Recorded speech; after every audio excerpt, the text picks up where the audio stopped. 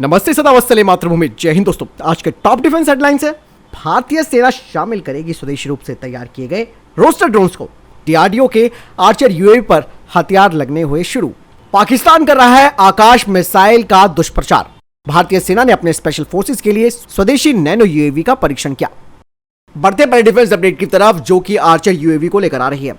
भारत की aeronautical development agency ने अपने नए शॉर्ट रेंज मानव रहित हवाई वाहन हथियार यानी कि SRUAV-W, जिसे कि आर्चर कहा जाता है, उसके विकास और परीक्षण के बारे में जानकारी दी है। एडीए की तरफ से कहा गया है कि आर्चर एडीए के रुस्तम 1 टैक्टिकल यूएवी पर आधारित है और हम आर्चर के उड़ान परीक्षण चरण पर काम कर रहे हैं और 2024 तक हथियार वाला उड़ान परीक्षण इसका पूरा किया जाएगा। और अब आर्चर परियोजना के तहत आर्म्ड मिशन को अंजाम देने के लिए यूएवी को फिर से संशोधित किया गया है। आपको बता दें कि आर्चर ने परीक्षणों के दौरान 20,000 फीट की ऊंचाई हासिल की थी। सिस्टम को 22,000 फीट की सर्विस सीलिंग पर उड़ान भरने के लिए डिजाइन किया गया था। बता दें कि इसमें एंटी टैंक गाइडेड मिसाइलें और एंटी पर्सनल मिसाइलों को इसमें एकीकृत किया जा रहा है। बढ़ते नेक्स्ट अपडेट की तरफ। दोस्तों, पाकिस्तान ने भारत की आकाश मिसाइल सिस्टम का दुष्प्रचार किया और पाकिस्तान का एक नामी टीवी चैनल है जिसका नाम समा टीवी है, उसने भारत के आकाश मिसाइल प्रोग्राम पर संदेह व्यक्त करने का प्रयास किया। साथ ही इसके निर्यात के लिए जो तैयारियां चल रही हैं उस पर भी सवाल उठाया। पाकिस्तान की तरफ से कहा जा रहा है कि भारत का ये जो आकाश प्रोग्राम है वो अपने डेवलपमेंटल फेज में है और कई तरीके की चुनौतियों का सामना कर रहा है। लेकिन दोस्तों, हकीकत इससे उल्टी है। आकाश मिसाइल प्रणाली को काफी समय से भारतीय सेना इस्तेमाल कर रही है और ये भारतीय सेना की एक अमूल संपत्ति भी बन चुकी है और इसने कई सफलताएं भी हासिल की है। पाकिस्तानी मीडिया के दावों के विपरीत आकाश मिसाइल प्रोग्राम अपनी एक अच्छे खासे स्टेज पर है और भारतीय वायुसेना ने 2007 में आकाश मिसाइल प्रणालियों को अपने शस्त्रागार में शामिल किया था, जिसने कि भारत की वायु रक्षा क्षमताओं को और मजबूत किया है। और भारतीय सेना तो दोस्तों आकाश मिसाइल प्रणाली को अपनाने में एक कदम और आगे बढ़ गई है और 2 आकाश रेजिमेंटों की स्थापना भी की गई है, जो कि इस सिस्टम के भरोसे को उजागर करता है। और हाल ही में सेना ने भारत डायनेमिक्स लिमिटेड के साथ 3री और 4थी रेजिमेंट के लिए 6,000 करोड़ रुपए से अधिक मूल्य के समझौते पर हस्ताक्षर किए। और यही नहीं दोस्तों, आकाश मिसाइल प्रणाली अब अंतर्राष्ट्रीय प्लेटफॉर्म पर भी अपनी पहचान बना चुकी है और 2022 में सूडानी सैन्य प्रदर्शनी के दौरान इसे प्रदर्शित किया गया था और उन्हें ये काफी पसंद भी आई है। कहा जा रहा है कि 2023 में यानी कि इसी साल भारतीय रक्षा मंत्रालय ने कई हथियारों को जो निर्यात किया था उसमें आकाश प्रणाली को भी लिस्टेड किया गया है, जिसमें कि सूडान को इसके पहले निर्यात के बारे में अटकलें तेज हो गई हैं। दोस्तों, पाकिस्तानियों के पास खुद का अपना कोई मिसाइल प्रोग्राम तो है नहीं, सब चीजों के लिए वो चाइना पर निर्भर रहता है। हाल ही में अमेरिका ने चीन की उन कंपनियों पर भी प्रतिबंध लगा दिए जो कि इन्हें सपोर्ट कर रही थी। बात यहाँ पर साफ हो जाती है कि भारतीय सेना या वायुसेना किसी भी प्रणाली को तब तक इंडेक्ट नहीं करती जब तक उसके कठोर परीक्षण नहीं कर लेती। ऐसे में एक प्रोपेगेंडा फैलाया जा रहा है पाकिस्तानी मीडिया की तरफ से, क्योंकि उनके पास खबरें हैं नहीं, इसीलिए उनको इस चीज़ का भी चिढ़ है और इस चीज़ की भी उनको जलन है कि कहीं भारत का जो एक्सपोर्ट मार्केट है हथियारों में वो और ज़्यादा ना बढ़ जाए।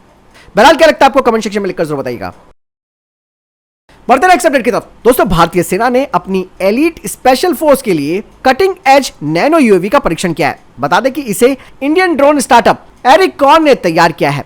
ये state of the art nano scout PRS drone है, जिन्हें की भारतीय सेना की आवश्यकताओं को पूरा करने के लिए तैयार किया गया है और ये कॉम्प्लेक्स बैटलफील्ड में दोस्तों नेविगेट कर सकते हैं, लक्ष्यों का पता लगा सकते हैं और इन्हें चुपचाप काम करने के लिए डिजाइन किया गया है। बता दें कि इन स्वदेशी नैनो ड्रोन को खास मिशन के लिए इंजीनियर किया गया है, जिससे कि भारतीय सेना को क्षेत्र में महत्वपूर्ण लाभ मिलेगा। नैनो स्काउट PRS ड्रोन को स्टेल्थी ऑपरेट करने के लिए भी डिजाइन किया गया है। बता दें कि इन स्वदेशी नैनो ड्रोन की क्षमताओं को पहचानते हुए भारतीय सेना ने विशेष निगरानी मिशनों के लिए 850 ऐसे ड्रोन हासिल करने के लिए एक फास्ट ट्रैक खरीद प्रक्रिया शुरू की है और इनका इस्तेमाल खास तौर पर दोस्तों आतंकवाद विरोधी अभियानों में किया जाएगा। चलिए बढ़ते हैं नेक्स्ट अपडेट की तरफ। दोस्तों, हाल ही में भारतीय नौसेना ने ब्रह्मोस मिसाइल का परीक्षण किया था और अब कहा जा रहा है कि एक्सटेंडेड ब्रह्मोस क्रूज मिसाइल का जो रास्ता है भारतीय नौसेना के लिए वो साफ हो गया है और इसके लिए मंजूरी दे दी गई है। भारत ने हाल ही में दोस्तों स्वदेशी निर्मित स्टेल्थ डिस्ट्रॉयर से इस सुपरसोनिक ब्रह्मोस मिसाइल का परीक्षण किया था और ये सफल परीक्षण दोस्तों प्री इंडक्शन ट्रायल का हिस्सा है। दोस्तों, मिसाइल टेक्नोलॉजी कंट्रोल रिजीम में यानी कि MTCR में भारत की पूर्ण सदस्यता के कारण ब्रह्मोस क्रूज मिसाइल की रेंज पर लगी जो सीमाएं थी उसे हटा दिया गया है, जिसकी वजह से 9 मीटर लंबी इस मिसाइल की मारक क्षमता को 290 किलोमीटर से बढ़ाकर 450 किलोमीटर से अधिक कर दिया गया है, जिससे कि ये एक दुर्जय हथियार बन चुका है भारतीय नौसेना का। बढ़ते नेक्स्ट अपडेट की तरफ। दोस्तों, भारत के रक्षा मंत्री राजनाथ सिंह जी ने कहा कि इजराइल में हमास से जुड़ी जो घटनाएं हुई हैं उसे देखते हुए भारतीय सेना इजरायली रक्षा बलों के जमीनी हमलों का विश्लेषण कर रही है। इस तरीके के खतरों का जवाब देने के लिए भारतीय सेना ने 2 चरणों में आपातकालीन खरीदारी शुरू की है और इन खरीदों में अलग अलग प्रकार की सुरक्षा प्रणालियां शामिल है, जैसे कि anti drone technology, logistic, UAV, loiter, ammunition और ग्राउंड सेंसर आदि। और इन सब को आत्मनिर्भर भारत पहल के अनुरूप ही खरीदा जा रहा है। बढ़ते अगले अपडेट की तरफ। दोस्तों, भारत ने आखिरकार एलएसी पर अपने एलसीए तेजस विमान को तैनात किया है। दरअसल एक्सरसाइज पूर्वी आकाश के दौरान भारत अपनी तत्परता और क्षमताओं को प्रदर्शित कर रहा है। यह अभ्यास 30 अक्टूबर से 5 नवंबर तक चलेगा और इस एक्सरसाइज के दौरान स्वदेशी रूप से तैयार किया गया लाइट कॉम्बैट एयरक्राफ्ट एलसीए तेजस को भारत के पूर्वी क्षेत्र में पहली बार तैनात किया गया है। इस अभ्यास का उद्देश्य हर तरीके की भूमिका में वायु शक्ति का उपयोग का प्रदर्शन करना है, जिसमें कि आक्रामक और रक्षात्मक यानी कि ऑफेंसिव और डिफेंसिव अभियान, हवाई टोही और विभिन्न खतरों के लिए त्वरित प्रतिक्रिया शामिल है। और ये गतिविधियां दोस्तों रात और दिन दोनों समय में की जाएंगी। बढ़ते नेक्स्ट अपडेट की तरफ। दोस्तों, भारत लगातार एलएसी के पास अपने युद्धाभ्यास कर रहा है और भारत ने अपनी तैयारियां काफी तेज कर दी हैं। हाल ही में भारत ने अपने अटैक हेलीकॉप्टर प्रचंड को यहां पर तैनात किया है। लाइट कॉम्बैक्ट हेलीकॉप्टर प्रचंड के बारे में जो डिफेंस एक्सपर्ट्स हैं उनका कहना है कि यह हेलीकॉप्टर दुश्मन के एयर डिफेंस को पलक झपकते ही खत्म कर सकता है और यह आतंकवाद विरोधी अभियानों में भी काफी कारगर है। और प्रचंड में दोस्तों कई तरीके के हथियार भी इंटीग्रेट किए गए हैं, जिसमें कि हवा से हवा में मार करने वाली मिसाइलें, एंटी टैंक मिसाइलें, रॉकेट पॉड्स, एंटी रेडिएशन मिसाइलें आदि शामिल है। बढ़ते नेक्स्ट अपडेट की तरफ। दोस्तों, लॉकहीड मार्टिन भारतीय सेना को 3 अपाचे अटैक हेलीकॉप्टर की डिलीवरी मार्च 2024 में करेगा और बाकी के बचे 3 और हेलीकॉप्टर्स की जो डिलीवरी है वो जून में इंडियन आर्मी को मिल जाएगी। बता दें कि आने वाले 6 अपाचे हेलीकॉप्टर और 8 पीडिएटर आर्म ड्रोन्स जो कि इंडियन आर्मी को मिलेंगे वो हेलफायर मिसाइल के साथ आएंगे, जो कि भारतीय सेना की एंटी टैंक क्षमता को भी बढ़ाएंगे। बढ़ते नेक्स्ट अपडेट की तरफ। दोस्तों, भारतीय नौसेना के प्रमुख ने कहा कि twin engine deck based fighter jet का जो प्रोटोटाइप है वो अगले 4 सालों में पूरा हो जाएगा और इसका विंग फोल्डिंग डिजाइन मैकेनिज्म होगा ताकि ये एयरक्राफ्ट कम जगह पर एयरक्राफ्ट कैरियर में आ सके। बता दें कि टेडबीएफ का मैन्युफैक्चरिंग प्रोसेस एचएएल हैंडल करेगा और वो हर साल 8 एयरक्राफ्ट भी तैयार करेगा और भारतीय नौसेना पहले ही कह चुकी है कि वो 45 यूनिट्स टेडबीएफ की खरीदेगी और कुल मिलाकर ये ऑर्डर 100 यूनिट्स तक का हो सकता है। बढ़ते नेक्स्ट अपडेट की तरफ। दोस्तों, भारतीय सेना की नॉर्दर्न कमांड अब पूरी तरीके से तैयार है स्वदेशी रूप से तैयार किए गए रोस्टर ड्रोन सिस्टम को खरीदने के लिए, जो कि ग्राउंड बेस्ड रोबोट्स और एरियल ड्रोन्स की भूमिका निभा सकता है। और इस हाइब्रिड सर्विलांस ड्रोन का निर्माण कोलैबोरेटिव एफर्ट के साथ किया गया है, जिसमें कि भारतीय सेना, Hyderabad based firm brain services और राष्ट्रीय रक्षा यूनिवर्सिटी शामिल है, जो कि भारतीय सेना की सर्विलांस ऑपरेशन क्षमता को और बढ़ाएंगे।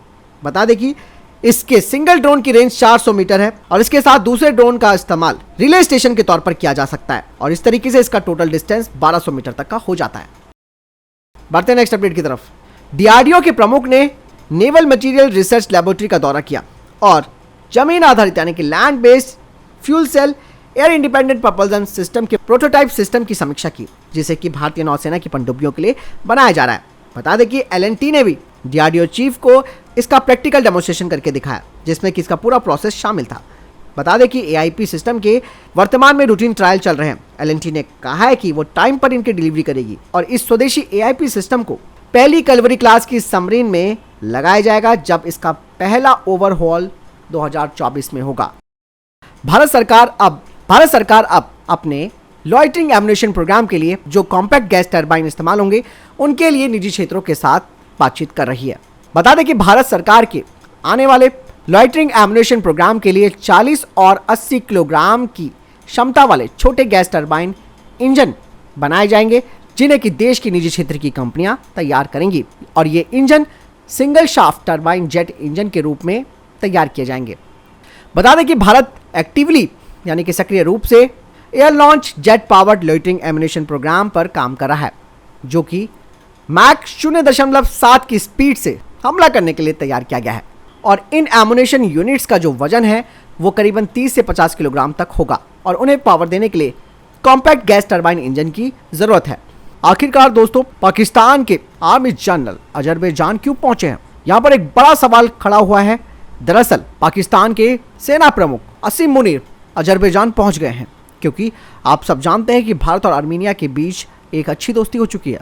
ऐसे में भारत ने आर्मीनिया को कई हथियार दिए हैं, जिसमें कि पिनाका रॉकेट समेत अन्य कई ऐसे हथियार हैं जो कि अजरबैजान को बैकफुट पर ला सकते हैं। ऐसे में पाकिस्तान के आर्मी चीफ अचानक से अजरबैजान पहुंच चुके हैं। पाकिस्तानी आर्मी चीफ ने अजरबैजान के साथ अपने सैन्य संबंधों को और मजबूत करने का ऐलान कर दिया है। पाकिस्तानी सेना की तरफ से कहा गया है कि जनरल मुनीर की यात्रा अजरबैजान और पाकिस्तान के बीच रणनीतिक भागीदारी को बढ़ाने की दिशा में की गई है। पाकिस्तानी सेना की तरफ से कहा गया है कि इस यात्रा के दौरान पाकिस्तानी जनरल असीम मुनीर ने अजरबैजान के राष्ट्रपति, उनके रक्षा मंत्री और सेना प्रमुखों के साथ मुलाकात की है। इस बैठक में दोनों ही देशों के बीच डिफेंस और ट्रेनिंग के क्षेत्र में सहयोग को मजबूत और उसे बढ़ाने पर चर्चा की गई है। आपको बता दें कि पाकिस्तान ने नारगानो कारकबक की जंग के दौरान अजरबैजान को खुलकर हथियारों की मदद की थी। पाकिस्तानी सेना रॉकेट और कई अन्य घातक हथियार अजरबैजान को देती आई है। वहीं तुर्की, इजराइल और पाकिस्तान के हथियारों के बल पर अजरबैजान ने आर्मीनिया से नारगनो कारकबक को छीन लिया था। यानी पाकिस्तानी सेना प्रमुख ने अजरबैजान के सैनिकों के साथ भी मुलाकात की। साथ ही उन्होंने कहा कि पाकिस्तान आगे भी अजरबैजान को पूरा सपोर्ट देता रहेगा। हालांकि यहाँ पर दोस्तों अजरबैजान और पाकिस्तान ने यह भी कहा है कि दोनों ही देश इस क्षेत्र में स्थिरता को चाहते हैं। पाकिस्तानी सेना प्रमुख ऐसे समय में अजरबैजान पहुंचे हैं जब आर्मीनिया को भारत ने Pinaka multi barrel rocket launcher की सप्लाई पूरी की है और आर्मीनिया और भी हथियार भारत से लेने वाला है। पिनाका सिस्टम की पहली खेप 5 अक्टूबर को आर्मीनिया के लिए रवाना की गई थी। भारत ने खुलकर किसी देश का नाम तो नहीं लिया, लेकिन डिफेंस एक्सपर्ट्स कहते हैं कि ये आर्मीनिया को ही सप्लाई की गई थी। और पिछले ही साल दोस्तों आर्मीनिया ने DRDO को पिनाका रॉकेट सिस्टम खरीदने के लिए भी ऑफिशियली ऑर्डर भी दिया था। जहां तक बात करें पिनाका की, तो Pinaka MK1ER rocket system 45 kilometre दूरी तक अपने लक्ष्यों को भेज सकता है। वहीं पिनाका MK2 रॉकेट सिस्टम 75 यानी कि 75 किलोमीटर तक अपने लक्ष्य को भेजने में सक्षम है। दरअसल दोस्तों भारत अब पिनाका का मार्क 2 एक्सटेंडेड रेंज यानी कि ER वेरिएंट को तैयार कर रहा है, जो कि 120 किलोमीटर तक दुश्मन के घर में तबाही मचा सकता है। कहा यह जा रहा है कि भारत का पिनाका सिस्टम ईरान के रास्ते ही आर्मीनिया पहुंचा है और भारत के द्वारा इस तरीके के हथियारों की आपूर्ति के बाद अजरबैजान पूरी तरीके से भड़का हुआ है और अजरबैजान भारत से कई बार यह अनुरोध भी कर चुका है कि वो घातक हथियार आर्मीनिया को ना दे। यही नहीं दोस्तों, आर्मीनिया भारत से 155 mm की ATAGS को भी खरीद रहा है, जिसके लिए बाकायदा एक सौदा भी किया गया है। बात साफ हो जाती है कि जिस तरीके से अजरबैजान को तुर्की और पाकिस्तान खुलकर मदद कर रहे हैं, ऐसे में आर्मीनिया को भारत भी खुलकर मदद करने लगा है। इसमें कोई दो राय नहीं है कि क्षेत्र में चाहे वो अस्थिरता की बात है या स्थिरता की बात है, दोनों समय के लिए हथियारों का होना बेहद ज़रूरी है। नहीं तो अजरबैजान अक्सर आर्मीनिया जैसे देश को परेशान करता रहता है और नारगनो कारकबक को उसने छीन लिया है। ऐसे में बात साफ है कि आर्मीनिया दोबारा अपने क्षेत्र के लिए लड़ेगा और अब जो जंग होगी वो बहुत भयंकर होगी, क्योंकि यहाँ पर भारतीय स्वदेशी हथियारों के साथ आर्मीनिया जंग लड़ेगा।